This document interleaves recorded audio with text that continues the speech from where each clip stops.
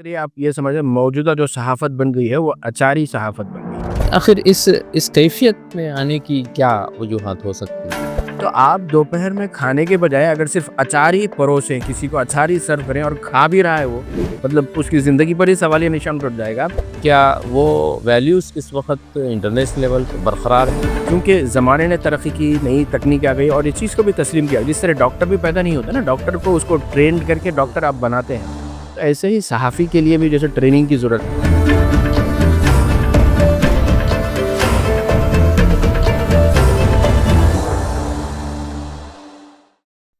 Deccan media के ख़ुसूसी programme गुफ्तगू में आप तमाम का खैर मक़दम है।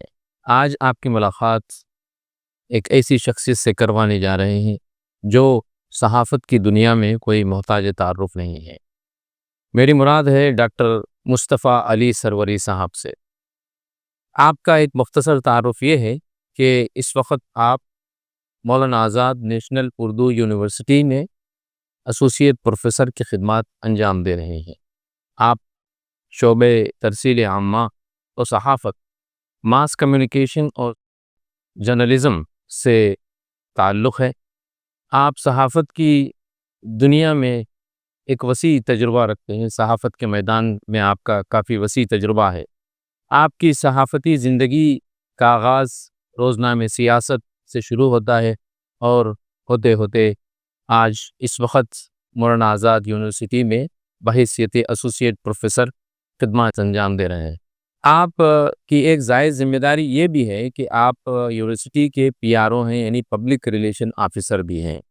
तो मैं डॉक्टर मुस्तफ़ा अली सरवरी साहब का तहे दिल से खैर मक़दम करता हूँ और बहुत मशकूर भी हूँ कि आपने अपनी गूनागूं मसरूफ़ियात के बावजूद हमारी दावत को कबूल किया और अपनी मसरूफ़ तरीन लम्हात से हमें कुछ सीखने का मौका इनायत किया। डॉक्टर साहब, आपका खैर मक़दम है, बहुत मशकूर। जैसा कि आपका ताल्लुक़, जैसा कि मैंने कहा कि सहाफ़त से है, तो मौजूदा जो सहाफ़ती सूरत हाल है, इस पर आप कुछ अपनी रोशनी डालें। अ, क्लास कमरे जमात में तलबा को हम जो सहाफ़त का तसव्वुर पढ़ाते हैं या जो नज़रियात समझाते हैं कि सहाफ़त को जमहूरियत का चौथा सुतून कहा जाता है, यकीनन कहीं न कहीं तलबा के ज़हनों में भी सवाल उठते हैं और कहीं न कहीं बहैसियत यूँ समझ लीजिए ख़ुद भी तालिब इल्म एक बेचैनी रहती है कि जो मिसाली सहाफ़त का तसव्वुर हम स्टूडेंट्स को समझाते हैं, अमली तौर पर बहुत ज़्यादा मतलब आपको देखने को नहीं मिलता कि जो हम क्लासरूम में पढ़ा रहे हैं, वैसी सहाफ़त देखने को नहीं मिलती। ये एक तशवीश की बात है। लेकिन साथ ही उम्मीद ये भी है कि शायद ये ऐसा वक़्त है जो गुज़र जाएगा। ये ऐसा वक़्त है जो तवील मुद्दत में मतलब बाक़ी रह नहीं सकता।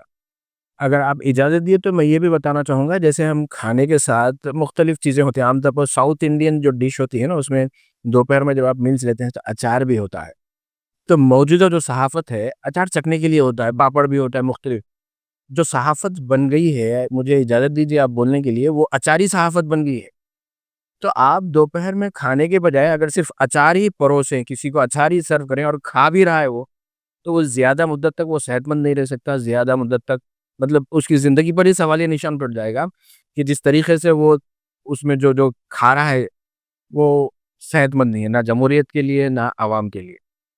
तो अचार जैसे खाएँगे, तो उसके नताइज भी जो है उसको भुगतने पड़ेंगे। तो एक सतरी आप ये समझिए मौजूदा जो सहाफ़त बन गई है, वो अचारी सहाफ़त बन गई है। तकलीफ़ दे मगर मेरे हिसाब से हकीकत यही है। तो आखिर इस कैफ़ियत में आने की क्या वजूहात हो सकती हैं? क्या इसकी जो है इसके पीछे अवामिल क्या है? देखिए, एक सहाफ़त का जो आज़ादी के वक़्त आप देख लीजिए हमारे जितने मुजाहिदीन आज़ादी, फ्रीडम फाइटर जो गुज़रे हैं, कहीं न कहीं वो उन्होंने सहाफ़त में भी तबाह आज़माई की है। हमारे पंडित जवाहरलाल नेहरू हो, गांधी जी हो, मौलाना अबुल कलाम आज़ाद हो, इन सब ने सहाफ़त का इस्तेमाल किया समाजी बेदारी के लिए, समाजी मसाइल से लड़ने के लिए। तो वो मिशन था। उस वक़्त आप जब इब्तिदाई अख़बारात देखेंगे तो उसमें इश्तिहारात का तसव्वुर नहीं है और जो अख़बारात चला करते थे। अच्छा, अख़बारात की बात मैं इसलिए भी कर रहा हूँ कि आप तारीख़ उठा के देखिए, उम्मुल मीडिया, मीडिया की असल जो माँ है वो प्रिंट मीडिया है।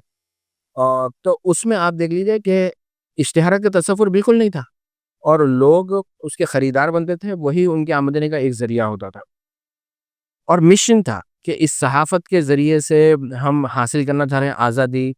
جیسے اگر میں آپ کو اور تھوڑا سا پیچھے لے جاؤں تو جو ہندوستان سے پہلا اخبار شروع ہوا، ایک انگریز نے شروع کیا تھا، جیمز راگس ہکی. تو اس کے اخبار شروع کرنے کا مقصد یہی تھا کہ اس اخبار کے ذریعے سے ایسٹ انڈیا کمپنی کے اعلیٰ عہدیداران جو بدعنوانیوں میں ملوث ہیں، ان کی بدعنوانیوں کا پردہ میں فاش کرو، اور برطانیہ میں موجود کمپنی کے اعلیٰ عہدیداران تک یہ بات پہنچاؤں. یہ اس کا مقصد تھا. مطلب اگر ہندوستان میں صحافت کی تاریخ کا آغاز دیکھ رہے ہیں تو کرپشن کے خلاف ہوا، وہ ایک انگریز نے کیا تھا. اور اس کے بعد اچھا دوسرا جو پہلو تھا کہ اس نے اس صحافت کے ذریعے سے اپنی بات پہنچانے کی کوشش کی، اس کے نتائج بھی وہ بھگتے. تو کہیں بھی اخبارات میں اشتہارات کا آپ کو تصور نہیں ملتا. آزادی کے بعد زندگی کے مختلف شعبہ حیات میں پروفیشنلزم آیا، تو صحافت میں بھی یہ صورتحال آ گئی کہ بھی اس میں بھی سرمایہ لگایا جا سکتا ہے، اس سے بھی منافع کمایا جا سکتا ہے. تو صحافت مشن سے جب پروفیشن بنی تو شاید یہ اس سے جڑے ہوئے مسائل ہیں جو اب سنگین شکل اختیار کر چکے ہیں.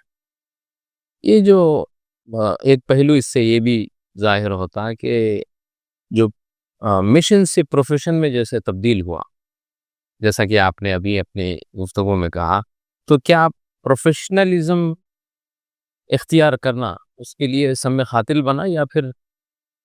نہیں، میں یہ نہیں کہوں گا. دیکھیے، ایک زمانے میں جھولا چھاپ ڈاکٹر ابھی بھی مطلب گاؤں دیہات میں ہوتے ہیں، تو لیکن جب تربیت یافتہ ٹرینڈ ڈاکٹرز مارکیٹ میں آئے تو جھولا چھاپ ڈاکٹر کی اہمیت ختم ہو گئی.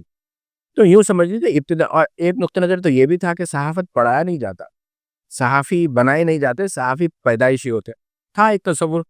لیکن اب چونکہ زمانے نے ترقی کی، نئی تکنیک آ گئی، اور اس چیز کو بھی تسلیم کیا. جس طرح ڈاکٹر بھی پیدا نہیں ہوتا نا، ڈاکٹر کو اس کو ٹرینڈ کر کے ڈاکٹر آپ بناتے ہیں، تو ایسے ہی صحافی کے لیے بھی جیسے ٹریننگ کی ضرورت ہے، تربیت دی. تو پروفیشنلزم سے مراد ایک صحافی کی جو ذمہ داریاں ہیں اس کو پورا کرنے کے لیے اس کو درکار جو لوازمات ہیں، اس کو جو ٹریننگ چاہیے، اس کو جو تربیت چاہیے، وہ دی جا رہی ہے. تو میرے حساب سے پروفیشنلزم اس حد تک خراب نہیں ہے. دیکھیے، ڈاکٹری کا پیشہ کیسا ہے کہ وہ خراب نہیں ہے. اگر ڈاکٹر کچھ غلط کام کرتا ہے، کسی کو نسخہ تجویز کرتے وقت، پرسکرپشن دیتے وقت وہ کمیشن لے، وہ خراب بات ہے. پیشہ تو خراب نہیں ہے. تو ایسے ہی صحافت میں پروفیشنلزم کا آنا، جس کا بنیادی مقصد یہ تھا کہ اس کو وہ ساری چیلنجز سمجھائے جائیں، وہ ذمہ داریاں سمجھائی جائیں کہ ایز اے صحافی، ایز اے جرنلسٹ جو اس کے کاندھوں پر آتی ہیں. اور اس کی خاص بات یہ تھی کہ بھئی وہ اپنے آپ کو، وہ رول اس کو سمجھانا مقصود تھا، جہاں پر کہ بھئی وہ اخبار میں اگر آپ صحافی ہیں تو اپنی پسند ناپسند کا اظہار نہیں کر سکتے. ہاں، اخبار میں پسند اور ناپسند کا اظہار کیا جاتا ہے، لیکن وہ ایڈیٹر کی جانب سے کیا جاتا ہے، اداریے میں کیا جاتا ہے. اور اداریے میں بھی ایڈیٹر کی پسند ناپسند اس کی ذاتی نہیں ہوتی، بلکہ وہ عوام کے وسیع تر مفاد میں وہ چیزیں جو بہتر ہو اسی کے متعلق وہ لکھتا ہے.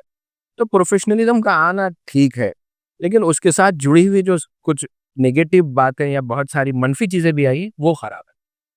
یہ جو ایسا محسوس ہوتا کہ یہ کارپوریٹائزیشن آف دی جرنلزم جب سے ہوا ہے، اس کے معیار میں کچھ گراوٹ آئی ہے. کیا یہ بات صحیح ہے کسی حد تک اس سے اتفاق کیا جا سکتا ہے کہ بڑے بڑے سرمایہ دار جب اپنا سرمایہ مشغول کر رہے ہیں تو وہ خدمت خلق کے جذبے کے تحت اس شعبے میں نہیں آئے. میڈیا میں انہوں نے اپنا سرمایہ مشغول کیا ہے، انویسٹ کیا ہے، تو definitely they are looking for returns. تو اب اس میں دو طریقے ہیں کہ بھئی ایک طویل مدت میں تھوڑا سا منافع لیکن طویل مدت میں حاصل کیا جائے، لیکن جو منافع کے حصول کی خاطر یا پھر اس کے ساتھ ساتھ کچھ مفادات بھی جڑ گئے، مالی منفعت سے ہٹ کے بھی، کہ لوگ چاہتے ہیں کہ اس فیلڈ میں آئیں تاکہ گمراہ طبقے کی قربت حاصل کریں. تو یہ جو لالچ ہے اصل مقصد کو چھوڑ کے، تو شاید اس کے جو منفی اثرات ہیں وہ نظر آ رہے ہیں کہ جب بہت بڑے بڑے اجارہ داری بھی ہو رہی ہے، جس طریقے سے کہ بھئی چند ایک افراد کے ہاتھوں میں سارا میڈیا مرکوز ہو رہا ہے، وہ بھی تشویش کی بات ہے. اس پر بھی سارے فکر مند شہریوں کو جو سو غور کرنا چاہیے کہ بھی کیسے ہم کر سکتے ہیں. اور ایک اچھا عام آدمی کیا کر سکتا ہے؟ سوال یہ اٹھتا ہے کہ بھئی میڈیا میں بہت ساری خرابیاں درائی ہیں. تو میڈیا سے مراد اس میں پرنٹ میڈیا بھی آتا ہے، ورقی صحافت بھی. ریموٹ تو آپ کے ہاتھ میں ہے نا. یہ آپ اگر آن لائن بھی کر رہے ہیں تو وہ جو کرسر ہے اس کا، یا جو ماؤس ہے، یا جو آپ اپنی انگلی سے ہی کسی میڈیا کو دیکھ رہے ہیں، کسی کو لائک کر رہے ہیں، آپ کتنا ٹائم گزاریں وہ سارا معلوم ہو رہا. تو میرے حساب سے ساری شکایت یہ بولنا کہ بھئی کارپوریٹ ادارے آنے سے خرابی ہو گئی، تو آپ دیکھنے والے بھی، آپ پڑھنے والے بھی برابر کے ذمہ دار ہیں. ایک پہلو یہ بھی جو ہے غالب نظر آتا ہے صحافت میں کہ سیاست اور صحافت کا یہ جو جوڑ ہے، یا پھر جو ہے کسی حکمران جماعت کی جو ہے ہاں میں ہاں ملانا، یا پھر بیازنس جس کو کہا جائے گا پولیٹیکل ایرینا میں، تو اس کو کس نظر سے دیکھا جائے اس صحافت کو؟ یہ دراصل مسئلہ وہیں سے شروع ہوا کہ جتنا زر کثیر چاہیے کسی میڈیا ادارے کو، اخبار ہو، یا جیسے چینی کہاوت ہے، کہا جاتا ہے اس میں کہ آپ کسی اگر مالدار سے دشمنی کرنا چاہتے ہیں، کسی سرمایہ دار سے دشمنی کرنا چاہتے ہیں، تو اس کو اخبار نکالنے کا مشورہ دے دو. تو اس میں جو زر کثیر درکار ہے، تو اس میں سیاسی جماعتیں بھی آگے آ رہی ہیں، ان کے پاس پیسے کی کوئی کمی نہیں، مالی کی کوئی کمی نہیں، وہ انویسٹ کر رہے ہیں. لیکن سوال یہ ہے کہ اگر کسی جماعت کا اخبار ہے تو کیا وہ جماعت کی پالیسیوں سے بھی، کوئی پولیٹیکل پارٹی کی کوئی پالیسی ہے جو کہ عوامی مفاد میں نہ ہو، کیا اس اخبار، اس ادارے کا ایڈیٹر اتنا آزاد ہے کہ وہ اپنے ہی پارٹی کے کسی پروگرام، کسی پالیسی پر سوال کر سکے؟ اگر اس طرح کی سوال کرنے کی آزادی ہے دستیاب، تو کوئی برائی نہیں ہے اس میں. یہ میرے حساب سے تھوڑا سا اسیسمنٹ کرنے کی ضرورت ہے اس میں کہ کتنی ایسی سیاسی جماعتیں ہیں جن کے اپنے ٹیلی ویژن چینل یا نیوز پیپرز ہیں، اور انہی کے نیوز پیپرز میں انہی کی جو حکومت ہے اس کی پالیسیوں اور پروگراموں کو عوام دشمن کہا جاتا ہے کہ یہ عوام کے مفاد میں نہیں ہے. یہ سوچنے کی ضرورت ہے. اس کا ایک ٹینڈنسی یا پھر ایک فینومینا جو ہے کامن نظر آتا ہے کہ جو پولیٹیکل پارٹی ہے اس کا ایک اپنا میڈیا ہینڈل، یا پھر آپ سمجھے پرنٹ میڈیا ہو یا الیکٹرانک میڈیا ہو، یہ وہ اپنے لیے رکھ رہا ہے. تو کہیں یہ جو کیفیت ہے کسی ایک پولیٹیکل پارٹی کی پرٹیکولر جو ہے وہ خود اپنے اس میں، تو اس کیفیت سے کہیں صحافت کو، وہ جو صحافت ہے جو اصل عوامی صحافت ہونا چاہیے، یا پھر جس کو آپ جو ہے عوام کے مسائل بیان کرنے والی صحافت کہا جاتا ہے، اس میں کہیں خرابی یا پھر اس کی وہ تو نہیں ہوگی؟ آپ تاریخ اٹھا کے دیکھیے، خود گاندھی جی بھی اخبار نکالا کرتے تھے، کانگریس کا اپنا اخبار تھا، پنڈت نہرو بھی اخبار میں لکھا کرتے تھے. تو وہ جو پہلے مطلب ابتدا میں ہوتا رہا ہے، ساری سیاسی جماعتیں یا سیاسی جماعت کے قائدین اخبارات نکالا کرتے تھے. لیکن ان کو تو مولانا آزاد بھی. مولانا آزاد کا خود اخبار نکالتے تھے، اور وہ خود سیاست داں بھی تھے. تو اس وقت کے جو ویلیوز تھے نا، وہ ویلیوز اب باقی نہیں رہے. تو وہ تشویش کی بات ہے. اور کہیں نہ کہیں اس بات کو تو سمجھنا ہے کہ آج بھی اخبار اگر نکالا جا رہا ہے تو کہیں نہ کہیں وہ عوامی رائے کو متاثر کرنے کے لیے یا ان پر اثر انداز ہونے کے لیے کوشش کی جا رہی ہے.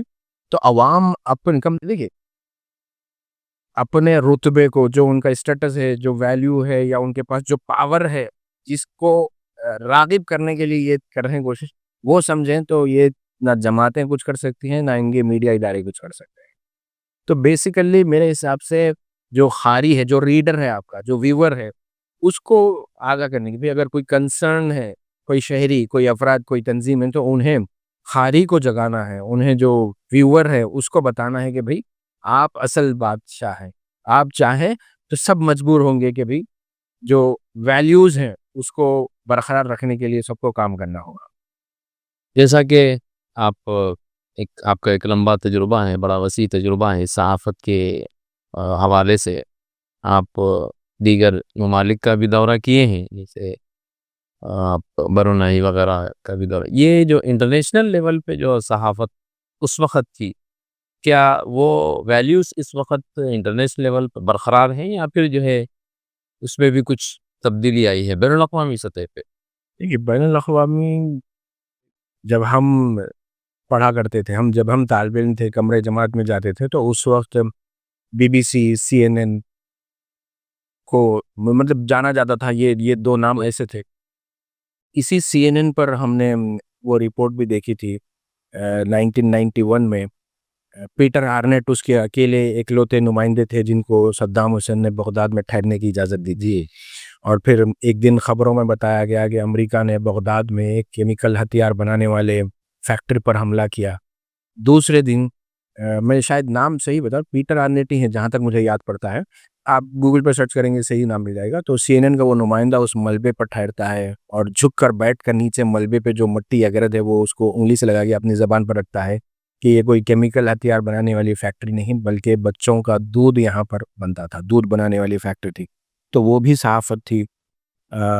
جیسے بی بی سی میں ایک مرتبہ یہ ہوا تھا کہ بی بی سی نے چرار شریف جو سری نگر میں ہے اس کے حوالے سے رپورٹنگ کرتے ہوئے انہوں نے رشین ٹینکر جو ہے, رشیا کے جو فوجی ٹینکرز ہیں وہ گروزنی میں داخل ہو رہے تھے, تو اس کا فوٹیج بتایا. تو اس پر انہوں نے معافی بھی چاہی تھی کہ مطلب بڑے ادارے غلطی بھی کرتے تھے اور اس کی معافی بھی چاہتے تھے. لیکن اب جو 20-25 برسوں میں جو صحافت بدل گئی, ابھی حالیہ عرصے میں ہم نے دیکھا 1 سال سے زائد عرصے تک غزہ پر بمباری ہوتی رہی, اور اس دوران بی بی سی نے بھی وہاں پر رپورٹنگ کی, بٹ وہ رپورٹنگ ایمبیڈڈ تھی. یعنی جو اسرائیلی فوجی ٹینک تھے ان کے ساتھ بی بی سی نے وہاں پر سفر کیا, اور غیر جانبدارانہ انداز میں اگر دیکھا جائے تو اب ہم الجزیرہ کو دیکھتے ہیں. اس کی مثال ہمارے سامنے ہے کہ غزہ کے ایشو کو جس طریقے سے انہوں نے گراؤنڈ پر رہ کر کور کیا, تو بی بی سی بھی پیچھے رہ گیا میرے حساب. ایک طالب علم کے ناطے یہ مطلب میری اپنی رائے, میرا اپنا مشاہدہ ہے, سی این این بھی اب اس کا مقابلہ نہیں کر سکتا.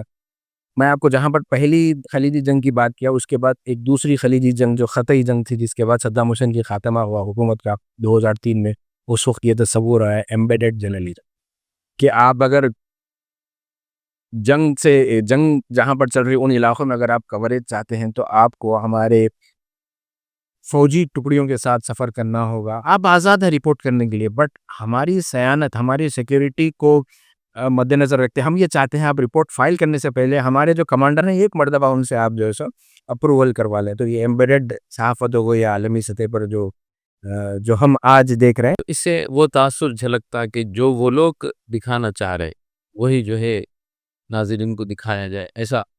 بالکل ایسے ہی, مطلب وہ ایک حقیقت بن گئی ہے کہ اس میں ہر بڑا ادارہ جو اپنی حکومتوں کا ترجمان بن گیا. جیسے بی بی سی بظاہر آزاد ہے لیکن حکومت برطانیہ کی جانب سے اس کو فنڈنگ ملتی ہے. وائس آف امریکہ میں باضابطہ طور پر اردو میں بھی ان کے جو پروگرام آتے تھے تو وہ لوگ اعلان کر کے باضابطہ اعلانیہ طور پر کہتے تھے کہ حکومت امریکہ کا ترجمان اداریہ ہم پیش کریں. لیکن اب وہ اداریہ اس طرح سے بولنا, اعلان اس کا جو سو ختم ہو گیا, لیکن جو خبریں ہیں وہ اپنی اپنی حکومتوں کے اپنے اپنے اداروں کے ترجمان بن گئے. تو یہ تکلیف حقیقت ہے, بٹ حالیہ جو عرصے میں جو ہم نے دیکھا ہے کہ جو ایمبیڈڈ جرنلزم کے نام پر جتنے تنازعات عالمی سطح پر چل رہے ہیں, جن کا روزانہ کی بنیادوں پر کوریج ہو رہا ہے, وہاں پر ان بڑے بڑے میڈیا کے اداروں کی بھی پول کھلتے ہوئے ہم نے دیکھا, جن کو ہم ایک زمانے میں آئیڈیل مانتے تھے. یہ ڈیجیٹل میڈیا کو کس نظریے سے دیکھتے ہیں آپ؟ کیا اس میں جو ہے ڈیجیٹل میڈیا کا فائدہ ہے یا نقصان ہے؟ اس سے صحافت کا جو ہے کیا؟ دونوں چیزیں ہوئی ہے. ڈیجیٹل میڈیا کی بدولت جو آلات آئے ہیں, ایک تو ناظرین کے لیے, ویورز کے لیے ہیں کہ بھئی آپ دنیا بھر کی خبریں اپنے موبائل فون پر دیکھ سکتے. اس حوالے سے بھی لوگوں کے لیے ایک بڑی بات ہے. ٹیلی ویژن کے سامنے آپ کو پہلے بیٹھنا پڑتا تھا, پھر اس کے بعد کمپیوٹر کے سامنے بیٹھنا پڑتا تھا. اب اس کی ضرورت نہیں ہے. آپ کسی بس اسٹیشن پر ٹھہرے ہیں, انتظار میں ہیں, تو آپ تازہ ترین خبریں, مطلب ویڈیوز, ساری چیزیں آپ دیکھ لے سکتے. تو یوزر کے لیے بھی, عام آدمی کے لیے بھی یہ بڑی سہولت ہے کہ ڈیجیٹل میڈیا آنے کی وجہ سے وہ سفر میں ہو یا کہیں بھی ہو, وہ اپنے موبائل فون پر ساری چیزوں سے باخبر رہ سکتا ہے. دوسری جانب جو خبر رسانی کا کام ہے, خبریں پہنچانے کا کام ہے, وہ بھی آسان ہوا ہے ان کے لیے. کہ پہلے جب کوئی لائیو اگر پروگرام دینا ہے تو اس کے لیے جتنی ساری دقتیں برداشت کرتے تھے, وہ او بی وین ہونا ہے, پھر اس کے بعد پاور بیک اپ ہونا ہے, تو وہ ساری چیزیں ختم ہو گئی. اب آپ کوئی بھی فرد جس طریقے سے استعمال کر رہے ہیں اس کا کہ بھئی دیکھنے کے لیے, ویسے ہی خبریں جمع کرنے کے لیے, کنٹینٹ کریٹ کرنے کے لیے بھی وہ عمل میں بہت آسان ہو گیا. انٹرنیٹ نے اس کا جو سرکولیشن ہے وہ کام, مطلب پہلے کیا تھا, آپ کیبل ٹی وی سے کنیکشن لیے اسٹار کا, تب آپ گھر بیٹھ کر دیکھ سکتے. پھر انٹرنیٹ سے وہ ہوا کہ موبائل میں جب آپ کا انٹرنیٹ آ گیا تو سارا کام دنیا کی کسی بھی کونے میں, اگر ہمارے وزیر اعظم نریندر مودی ڈونلڈ ٹرمپ سے وائٹ ہاؤس میں کچھ بات کی ہے, اس کے بعد کوئی سرمایہ کاروں سے مل رہے ہیں, تو آپ چلتے پہ, آپ سفر میں بھی ہیں, ٹرین میں بھی بیٹھے بیٹھے آپ ساری چیز لائیو دیکھ سکتے پریس کانفرنس جو وائٹ ہاؤس میں چل رہی. تو دونوں کام اس سے آسان ہے. یہ ایک پہلو ہے. اب اس کا غلط استعمال ہو رہا ہے کہ جو مواد جو کنٹینٹ بن رہا ہے وہ معیاری نہیں ہے, تو یہ تشویش کی بات ہے. لیکن جو ٹیکنالوجی ہے, ڈیجیٹل ٹیکنالوجی نے چیزوں کو آسان بنایا ہے, خبریں جمع کرنے کے عمل کو بھی آسان بنایا ہے, کنٹینٹ کریٹ کرنے کے عمل کو بھی آسان بنایا ہے. اب تو ڈاکومنٹریز بن رہے ہیں, موبائل سے بچے ڈاکومنٹریز بنا رہے ہیں, اور باضابطہ پر کمپٹیشنز ہو رہے ہیں کہ بھئی بہترین موبائل سے بنانے جانے والی ڈاکومنٹری کے کمپٹیشن لے رہے ہیں. تو میرے حساب سے بڑی حد تک تو یہ چیز جو ہے اچھی ہے. یہ دراصل بیسیکلی ٹیکنالوجی ہے. اب اچھی اس حوالے سے کہ اس کا اچھا استعمال ہو تو یہ اچھی ہے, اگر اس کا غلط استعمال ہوگا تو پھر وہ استعمال غلط ہوگا, ٹیکنالوجی نہیں ہے. ٹیکنالوجی ایک چیز یہ بھی دکھتی ہے صحافت میں یا پھر نیوز میں, جو سنسیشنلزم ہے یہ کافی جو ہے صحافت کے اصول کو, جو اصول و ضوابط ہے یا پھر صحافت کی جو اصل معیار ہے صحافت کا, اس کو کہیں نہ کہیں جو ہے اس میں خطرہ لگا رہا ہے. اس کو کس نظریے سے دیکھتے ہیں آپ, یہ جو سنسیشنلزم خبروں کا؟ یہ کبھی ہم اس چیز پر غور کریں, بعد کا تحقیق بھی ہے, ریسرچ کا کام بھی ہوا ہے اس حوالے سے کہ کوئی اخبار ہو یا ٹیلی ویژن چینل ہو, وہ خبروں کو سینسیشنل بنا کر کیوں پیش کرتا ہے. وہ یہ چاہتا ہے کہ اس کے دیکھنے والوں کی تعداد میں, اس کے ویورز کی تعداد میں اضافہ ہو. اگر اخبار ہے تو اس کے پڑھنے والوں کی تعداد میں اضافہ ہو, اس کی خاطر یہ کام کیا گیا. تو ایک تو یہ ہے کہ صحت مند طریقے سے بھی آپ ویورز میں اضافہ کر سکتے ہیں, اچھے کنٹینٹ کے ذریعے سے بھی کر سکتے ہیں. تو اس میں پھر سینسیشنلزم کا عنصر, وہ فیکٹر کیوں لایا جا رہا ہے کہ جلدی چاہتے ہیں ہم نتیجہ. چونکہ کوئی اچھا کام, کنسٹرکٹیو کام کرنا ہے تو وقت لگے گا. اس کے مقابلے میں آپ کوئی سینسیشنلزم ہوتا کیا ہے, خبروں کو توڑ, جو چیز نہیں ہوئی اس کو بنا کے پیش کرنا ہے. جی, مطلب جو چیز واقعات, جو فیکٹس فیگرز ویسے نہیں ہیں, اس کو توڑ موڑ کو پیش کرنا, وہ آسان. مطلب آپ کیمرے کے پیچھے بیٹھے ہیں, کیمرے کے سامنے بیٹھے ہیں, کچھ بھی بنا کر پیش کیجیے گا, وہ بن جائے گا, سینسیشنلزم ہو جائے گا وہ چیز. لیکن کوئی کنسٹرکٹیو کام کرنا ہے تو آپ کو گراؤنڈ ورک کرنا پڑتا, آپ کو پسینہ بہانا پڑتا. تو وہ نسبت تو سہل پسندی جو ہے, ہم جو شارٹ کٹ کے چکر میں ہیں کہ ہمیں جلدی, ہم گراؤنڈ پہ جا کے کام کرنا نہیں چاہتے. ہمیں بریکنگ نیوز چاہیے, تو اگر کہیں نیوز بریکنگ نہیں ملے تو ہم خود اپنے اسٹوڈیو میں بیٹھ کے کسی بھی چیز کو جو بریکنگ نیوز کے طور پر پیش کر دینا چاہتے. دوسرا یہ ہے کہ ہم جتنے آئی بالز کانٹیکٹ کرنے کی چکر میں, اتنا ہی ہم جلدی ریونیو بھی جنریٹ کرنا چاہتے ہیں. اور اس کے لیے شارٹ کٹ یہ آسان نظر آتا ہے کہ بھی کہاں میں کچھ بولوں, بھائی کچھ ایک اسٹیٹمنٹ دے دو, کوئی ایسی چیز جو نہیں ہوئی بول دو, تو لازم بات ہے وہ وائرل ہو جائے. تو یہ وائرل ہونے کے چکر میں آپ کے جو ریالٹی ہے وہ کہیں پر دب جاتی ہے. ڈاکٹر صاحب آخری یہ کہ ان تمام کے بیچ میں اردو صحافت کو آپ کہاں دیکھتے ہیں, کس یہاں کو دیکھتے ہیں؟ مصطفیٰ حسین صاحب نے کہا تھا کہ اردو کا آخری خاری پیدا ہو چکا ہے, تو اس پر بھی بہت سارا ڈیبیٹ ہوا. میں نہیں مانتا کہ اردو کا جو آخری صحافی ابھی پیدا ہوا ہے. اردو صحافت ملک کی سطح پر برقرار ہے, اس کا معیار ضرور خراب ہوا ہے, آج بھی اس کو سدھارا جا سکتا ہے. انقلاب اخبار ممبئی کا جو ہے گزشتہ 5 برس سے زائد ہر روز خواتین کے لیے وہ مواد دے رہا ہے. ہر روز خواتین سے جڑے ہوئے موضوعات پر شاہد لطیف صاحب جو ایڈیٹر ہیں بتاتے ہیں کہ ہم ہر روز, کیوں, ہم نے سروے کیا ہے. اردو صحافت کا مسئلہ کیا ہے کہ کون خاری ہے اس کے متعلق اخبار کے مالکان کو اطلاع نہیں ہے. پڑھنے والا کون ہے, پڑھنے والوں کی قوت خرید کیا ہے. آپ بتائیے آج کون سا ایسا اردو کا خاری ہے جس کے جیب میں موبائل فون نہیں ہے. پھر کیا وجہ ہے کہ موبائل فون کی جو کمپنی ہے ان کے اشتہارات ہمارے اردو اخبارات میں نہیں آتے. کیا اردو اخبار کے پڑھنے والے سارے جو آٹو رکشہ ڈرائیور ہیں, کیا اردو اخبار کے جو پڑھنے والے ریڈر ہیں وہ 2 ویلرز نہیں چلاتے, بلکہ میں تو کہوں گا 4 ویلرز نہیں چلاتے؟ تو کیوں پھر ان 4 ویلرز بنانے والی کمپنی کے اشتہارات ہمارے اخبارات کو کیوں نہیں آتے؟ تو یہ بھئی اخبار میں اشتہار آتا, کرتے کا آتا, خواتین کے کپڑوں کا آتا. تو مطلب کہیں نہ کہیں تھوڑا سا اگر پروفیشنل انداز میں آج بھی ہوم ورک کیا جائے کہ اردو اخبارات کے قارئین کی تعداد 1 کروڑ ہے, 1 کروڑ میں سے 50 لاکھ قارئین کی قوت خرید سالانہ 10 لاکھ روپے سے زیادہ ہے. یہ سونا بھی خریدتے ہیں, یہ چاندی بھی خریدتے ہیں, موبائل فون بھی, آئی فون نہیں ہے. آپ ایک تجزیہ کر لیجیے اردو اخبار کے قارئین کتنے ایسے ہیں جو آئی فون استعمال کرتے ہیں. تو مطلب ہر چیز, ساری چیز موجود ہے.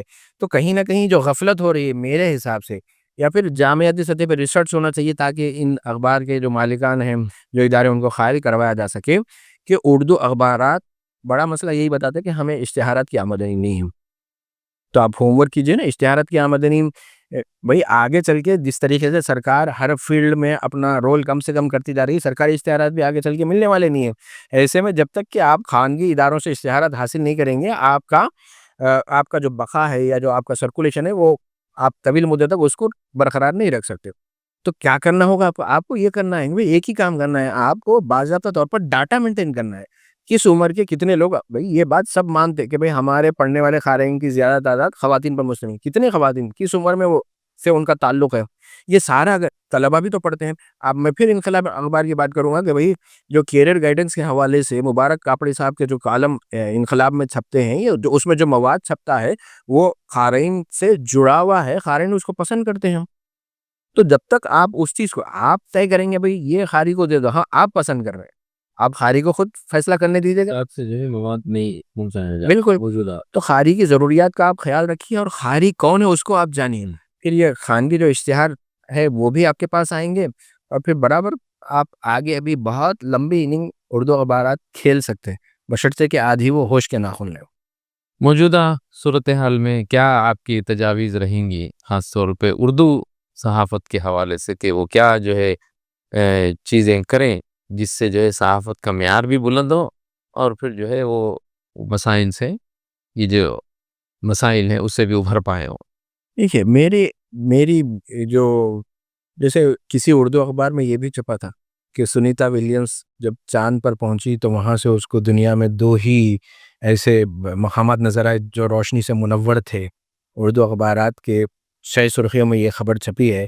تو اردو اخبارات تھوڑا سا اس چیز کو سنیں، سنیتا ولیمز نے چاند کا سفر نہیں کیا تھا. دین اسلام کی جو حقیقت ہے وہ اپنی جگہ ہے.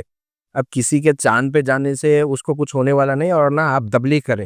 خبروں کو آپ مسلمان بنانا چھوڑ دیجیے گا. خبریں جو ہیں وہ خبر کو خبر ہی رہنے دیجیے گا. قاری فیصلہ کرے گا کون سی خبر اچھی ہے اور کون سی خبر خراب ہے. آپ سماج میں جو کچھ ہو رہا ہے ایمانداری سے اس کو پیش کیجیے گا. بہت سارے اخبارات یہ بھی سمجھ لیجیے، جیسے مطلب وہ ایک مسئلہ ہے اس حوالے سے کہ اگر کوئی مسلم لڑکی اسلام قبول کرتی ہے اور اس کے بعد پھر اس کے گھر والے کچھ تو اس کو ایسے انداز میں پیش کیا جاتا ہے کہ سب سے بڑا کام کر کے آئے وہ بھائی. تو اسلام کی تبلیغ کا ایک ہی طریقہ بچا ہے کہ بھائی کسی غیر مسلم لڑکی سے جو ہے سو شادی کرے کوئی نوجوان، اور پھر خبروں کو آپ خبر کے طور پر ٹریٹ کیجیے گا، خبر کو مسلمان مت بنائیے. تو یہ چیزیں ہیں، آج بھی اگر اس جانب توجہ دی جائے تو یقیناً بہت ساری گنجائش، بلکہ نئے قاری جو خریدار ہیں کوشش ہی کیجیے گا آج کی خبر آج ہی آپ کے اخبار میں چھپے. کیا وجہ ہے کہ اخبار جب صبح ہاکر کے پاس ہم دیکھتے ہیں تو بہت ساری خبریں تیلگو میں، انگریزی میں اپڈیٹ ہوتی ہیں، اور اردو اخبار میں ایک دن بعد چھپتے ہیں. ایسا کیوں؟ ان چیزوں پر غور کیجیے گا، آپ خود دیکھیں گے صورتحال کیسی بہتر ہو سکتی ہے. بہت شکریہ ڈاکٹر صاحب آپ کے زرین مشوروں کا بھی، اور پھر جو ہے اس برننگ ایشو پہ جو ہے گفتگو کرنے کا، بہت سارے پہلوؤں کو آپ نے اٹھایا اور بہت ہی بہترین انداز میں اس کا جو ہے سلوشن بھی پیش کیا. تو یہ تھے ناظرین ڈاکٹر مصطفیٰ علی سروری صاحب. میں اس موقع پر ڈاکٹر صاحب کا بہت شکریہ ادا کرتا ہوں کہ انہوں نے ہماری دعوت کو قبول کیا اور ہم سے گفتگو کی. بہت شکریہ ڈاکٹر صاحب، بہت شکریہ.